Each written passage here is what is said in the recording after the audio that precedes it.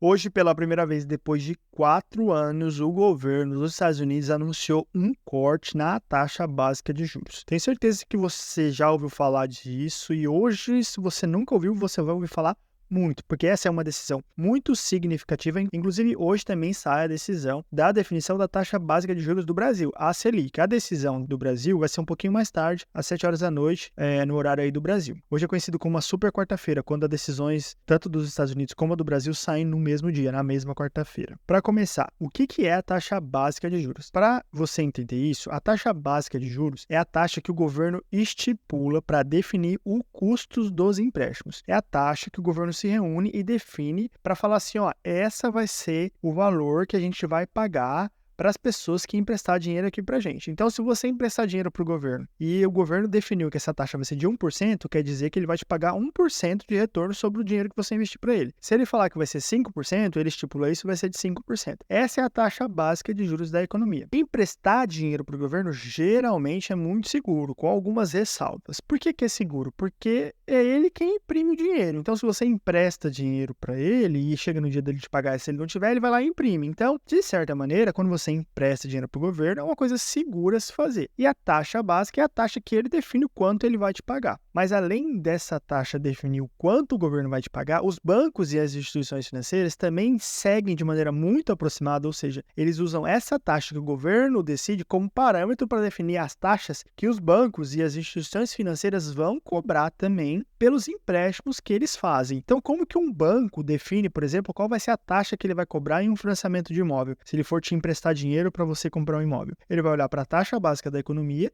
e, de acordo com essa taxa, ele vai estipular a taxa dele de um valor muito próximo, muito parecido com aquela que tem lá que o governo decidiu. Também, por exemplo, as taxas de financiamento de carro, dos juros do cartão de crédito, as taxas do empréstimo pessoal, tudo que o banco cobra, ele usa como base a taxa básica da economia. Qual que é o interesse do governo em subir ou abaixar a taxa? Bom, vamos lá. Em 2022, o governo americano começou a subir essa taxa. Lá no ano de 2022, essa taxa estava mais ou menos na casa do 0,25%. Então, a recompensa para você emprestar dinheiro para o governo era só de 0,25%, era muito pequena. E, consequentemente, os bancos e as instituições financeiras usavam essa taxa como base, então também era muito barato você pegar dinheiro emprestado com os bancos e com as instituições financeiras, por conta dessa taxa estar muito baixa. Só que ali em 2022, o governo começou a subir essa taxa. Se ele começar a subir essa taxa, duas coisas acontecem. A primeira é que aumenta o incentivo que você tem de guardar dinheiro. Se ele está pagando só 0,25, você não tem muito interesse em guardar, você tem mais interesse em consumir. Só que se ele começa a subir, como ele começou a subir, chegou até na casa dos 5%, você começa a pensar duas vezes e fala, poxa, de repente vale a pena eu emprestar um dinheirinho para o governo aí e começar a ganhar um jurozinho. Então aumenta a recompensa em poupar e emprestar esse dinheiro para receber juros e diminui a tendência de você querer consumir. Do mesmo jeito também, diminui o seu interesse em fazer um financiamento, em comprar um imóvel, em comprar um carro, em gastar muito no seu cartão de crédito e de repente ter que pagar o rotativo aí do cartão. Diminui o seu interesse em consumir, primeiro porque você começa a abrir os seus olhos para emprestar dinheiro e receber esses juros, e também você diminui o seu interesse em fazer um financiamento, porque a taxa está muito alta. Isso então o governo faz para realmente te fazer consumir menos. Ele quer que você consuma menos, então ele te dá um incentivo de você guardar mais dinheiro e de você pegar menos dinheiro emprestado. Os financiamentos imobiliários ficam mais caros e as pessoas deixam de comprar a casa e também aumenta o valor da parcela em alguns casos, que as parcelas às vezes são de acordo com a taxa de juros, né? Elas não são fixas, às vezes elas são variáveis. Então, se a taxa de juros básica sobe, os bancos que te emprestaram dinheiro vão subir esses juros que eles cobram de você pelo financiamento, e aí a sua parcela que você paga da sua casa, em alguns países funciona dessa maneira, né? Essa taxa é variável, sobe.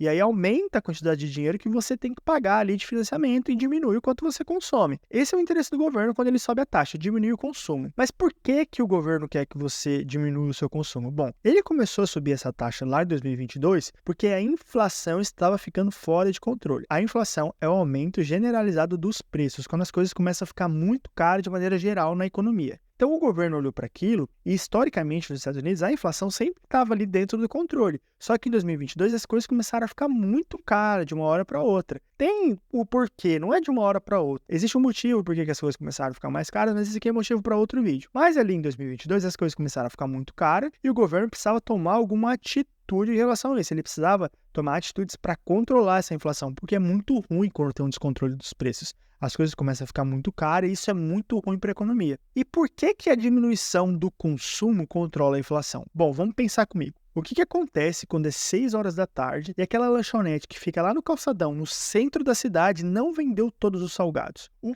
preços dos salgados que ainda restaram lá começam a baixar. O japonês lá, o chinês, vai e pega um cartaz e escreve lá, antes um salgado era R$5, aí ele escreve bem grandão, 3 por 10. Por quê? Porque diminuiu muito o número de pessoas que possivelmente vão comprar esse salgado, porque o calçadão vai fechar, o centro vai fechar, vai diminuir o consumo e o estoque dele ainda está lá. Então ele diminui o preço porque ele tem uma expectativa de que vai diminuir o consumo. Não só uma expectativa, para ele é bem real, realmente, vai fechar. E ele não vendeu, ele vai perder dinheiro. Então ele prefere abaixar o preço. Muitas pessoas deixando de consumir faz com que os comerciantes fiquem receosos se eles vão vender ou não. Então, em primeiro lugar, eles param de subir os preços. E em segundo lugar, eles começam a reduzir os preços para voltar a vender. O chinês fica doido, porque ele não vai vender salgado, e aí ele começa a baixar o preço. Isso faz com que a inflação entre nos eixos, que a inflação pare de subir. Então, o movimento de subida da taxa de juros que o governo estipula faz com que as pessoas deixem de consumir e as pessoas deixando de consumir, a inflação volta para os eixos, começa a controlar a subida dos preços. Essa subida da taxa de juros ela é gradual. Lá em 2022, quando o governo americano começou a subir essa taxa, que estava lá, como eu te falei, na casa do 0,25%, uma recompensa bem pequena, aí ele começou a subir gradualmente até chegar agora no pico máximo, que era de 5,5%. Ele não sobe de uma vez, ele vai subindo de maneira gradual. A cada 45 dias, em média, ele vai tendo umas reuniões e vai definindo essa taxa. Então, ele queria que os preços abaixassem. Aí ele vai e sobe um pouquinho, sobe 0,5%, sobe 1%, e ele vai vendo se isso vai tendo efeito na economia, se as pessoas vão diminuindo o consumo, se a inflação começa a dar uma aliviada, se os preços começam a parar de subir. Isso é um movimento de longo prazo, ele vai fazendo isso de maneira realmente muito cautelosa, porque ele quer fazer e quer medir os resultados. Ele quer saber se está funcionando as atitudes dele. Então ele vai subindo 0,5%, 0,25% a cada 45 dias, vai subindo devagarzinho, depois mantém. Aí ele vai medindo se a inflação deu certo, se a inflação entrou no controle e se realmente o consumo diminuiu. Por que ele não sobe de uma vez? Porque tem um problema, essa taxa ela também não pode ficar muito alta, porque quando diminui muito o consumo, o ritmo da economia de maneira geral diminui e aí começa a gerar desemprego, que é outro problema macroeconômico muito sério. Porque vamos lá, se os comerciantes eles começam a reduzir o tanto que eles vendem, uma coisa vai ser certa, eles vão também reduzir a necessidade de pessoas que eles precisam para trabalhar. Num primeiro momento, quando ele começa a reduzir um pouquinho o que ele vende, se a economia dá uma desaquecida, porque o governo, de propósito, fez com que a economia se tivesse uma retraída, os comerciantes começam a vender menos. Num primeiro momento, ok, eles vão vender menos, mas eles não precisam tomar nenhuma atitude. De repente, eles vão deixar de contratar. De repente, uma pessoa vai deixar de abrir uma empresa e vai deixar de gerar emprego. Mas não necessariamente começa a gerar desemprego. Só começa a gerar uma falta de interesse de contratar pessoas. Mas isso vai passando um tempo e vai diminuindo as vendas e as vendas não vão aumentando. E aí o comerciante ele começa a mandar embora. Ele começa a cortar a mão de obra dele, porque ele começou a diminuir muito a receita dele e ele precisa diminuir o custo e ele vai começando a mandar gente embora. As fábricas, os comércios. Quando começa a gerar desemprego, a coisa começa a ficar feia. Por quê? Porque uma coisa é o governo desestimular o consumo para que você comece a poupar. Outra coisa é quando as pessoas não têm dinheiro para gastar, quando elas perdem o emprego. E aí vai gerando um efeito cascata na economia e as pessoas que pararam de gastar agora perderam o emprego e agora não tem dinheiro para gastar e isso vai gerar ainda mais desemprego. Então o governo ele vai subindo de maneira gradual a taxa porque ele precisa ver até o ponto que é o limite que não vai gerar muito desemprego para não gerar um problema ainda pior. E aí ele vai medindo. Chega num momento que a inflação está dentro do controle e ele começa a perceber que a economia desacelerou muito e começou a gerar desemprego. E foi o que aconteceu agora nos Estados Unidos. Os Estados Unidos perceberam que o desemprego estava aumentando muito rápido, ou seja, chegou no ponto que era a hora de começar a cortar essa taxa, porque ele atingiu o objetivo dele, que era controlar a inflação, só que agora estava começando a criar outro problema. E aí ele vai lá e começa a diminuir essa taxa, também de maneira gradual, porque, mais uma vez, ele precisa ver se isso vai funcionar, ver se isso vai gerar emprego mesmo, ver se vai aumentar o consumo, mas ele não pode fazer isso de uma maneira muito rápida para que a inflação não volte de uma maneira muito acelerada. Com esse corte agora na taxa de juros lá dos Estados Unidos, a tendência é que o consumo volte a crescer e os empregos voltem a crescer e as pessoas voltem a consumir. Vai diminuindo essa taxa para que as pessoas diminuam o interesse em poupar dinheiro e comecem a gastar, e isso vai fazer com que a economia se reaqueça. Esse é o movimento macroeconômico. E o que isso tem a ver com os seus investimentos? Bom, em primeiro lugar, se o governo sobe a taxa, é muito bom para a renda fixa, porque a renda fixa é uma remuneração baseada nessa taxa que o governo estabelece. Então, se essa taxa que o governo está estabelecendo da renda fixa é de 0,25, se ele sobe, é bom para a renda fixa, porque você começa a ganhar mais dinheiro na renda fixa. É um retorno maior sobre o dinheiro que você empresta, tanto para o governo como para bancos, que seguem de perto também essa taxa aí que o governo estabelece. Então, se você empresta dinheiro para bancos, para empresas, para o governo baseado na taxa fixa, na renda fixa, se o governo sobe, é bom para a renda fixa. Só que é muito ruim para as ações, porque se o governo está desestimulando o consumo faz com que a receita das empresas aumentem. Se a receita das empresas aumenta o preço das ações, aumenta o movimento econômico e as empresas se valorizam, as ações se valorizam. Então, quando há uma subida na taxa de juros, é bom para a renda fixa, mas ruim para as ações, porque as empresas tendem a parar de crescer ou, por outro lado, até diminuir de tamanho. As ações começam a cair, porque começa a gerar desaceleração na economia, que gera uma desaceleração no mercado financeiro. Agora, por outro lado, nesse movimento agora, que o governo começa a baixar essa taxa, você começa a perder o interesse pela renda fixa, porque a renda fixa agora começa a diminuir a recompensa, só que começa a acelerar a economia, e isso é bom para as ações, porque agora as empresas vão voltar a vender, vão voltar a ter receita, vão voltar a crescer e as ações tendem a se valorizar. É isso que acontece de maneira geral com os seus investimentos. Você não precisa ser capaz de prever esses movimentos. Ou seja, lá em 2022, para você investir de maneira inteligente, você não precisa ser capaz de prever, poxa, agora o governo dos Estados Unidos vai começar a subir a taxa, então eu vou comprar renda fixa e vou vender minhas ações porque as ações vão começar a cair. Não é esse tipo de inteligência que você precisa ter. Você não precisa também ser capaz de prever agora e falar assim, nossa, as ações vão subir e eu quero comprar ações, agora as ações vão estourar. Não é esse tipo de coisa, porque esse tipo de previsão é muito difícil de você acertar, porque por mais que a gente entenda a lógica de maneira geral, existem outros fatores que comandam a economia. Tanto é que nem o governo ele é capaz de prever, por isso que ele tem mudanças graduais na taxa de juros, porque ele não sabe se isso vai resultar ou não. Então, se nem o governo sabe, como é que você quer saber se isso vai ser positivo ou se isso vai ser negativo para as ações? Ter a inteligência de